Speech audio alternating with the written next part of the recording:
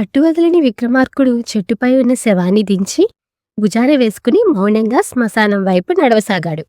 అప్పుడు ఆ శవంలోని బేతాళుడు, రాజా, ఈ అర్ధరాత్రి వేళ భయంకరమైన ఈ శ్మశానంలో నీవు పడుతున్న శ్రమ చూస్తుంటే జాలేస్తోంది.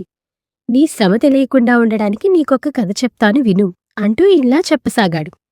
పూర్వం విలాసపురం అనే నగరంలో రూపవతి అనే ఒక అందమైన యువతి ఉండేది. ఆమె అందాన్ని మెచ్చి ముగ్గురు యువకులు ఆమెను పెళ్లి చేసుకోవాలని వచ్చారు. అయితే విధివశాత్తు పెళ్లి కాకముందే రూపవతి పాముగాటుకు గురై మరణించింది. ఆమె మరణంతో ఆ ముగ్గురు తీవ్ర విషాదంలో మునిగిపోయారు. మొదటివాడు ఆమె అస్థికులను తీసుకుని పవిత్రమైన గంగానదిలో కలపడానికి కాశీకి బయలుదేరాడు. రెండవవాడు ఆమె బూడిద పోగు చేసిన చోటనే చిన్న కుటీరం నిర్మించుకుని అక్కడే నివసిస్తూ ఆమె ధ్యానంలో ఉండిపోయాడు.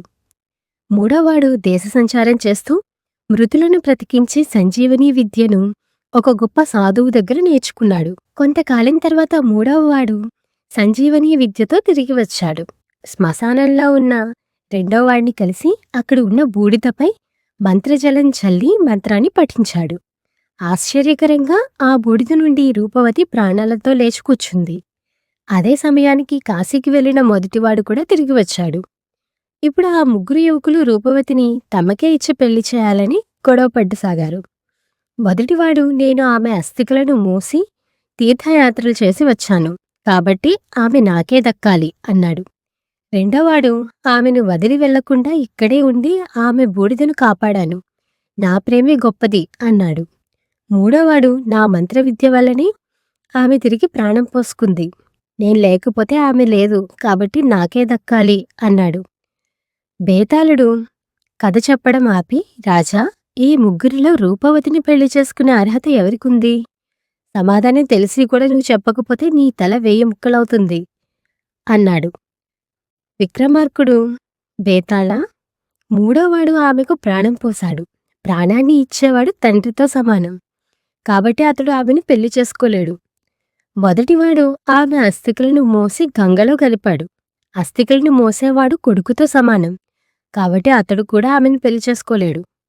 ఇక మిగిలిన రెండవవాడు ఆమె మరణించినా కూడా ఆమెను వదిలి వెళ్లకుండా ఆ బూడిదనే ఆశ్రయిస్తూ ఆమెను ప్రేమిస్తూ అక్కడే ఉండిపోయాడు. కష్టంలోనూ మరణంలోనూ తోడుగా నిలిచినవాడే నిజమైన భర్త కాబట్టి ఆ రెండవవాడే రూపవతిని పెళ్లి చేసుకోవడానికి అర్హుడు అని విక్రమార్కుడు సమాధానమిచ్చాడు. ఈ విధంగా రాజుకు మౌనభంగం కలగగానే బేతాళుడు శవంతో సహా ఎగిరిపోయి తిరిగి చెట్టుపైకి చేరాడు. ఈ వీడియో నచ్చితే లైక్ చేయండి. అలాగే మరిన్ని విక్రమ బేతాళ కథల కోసం హ్యాపీ కిడ్ ఛానల్ని సబ్స్క్రైబ్ చేసుకోండి. Thank you for watching. Please do subscribe for more videos.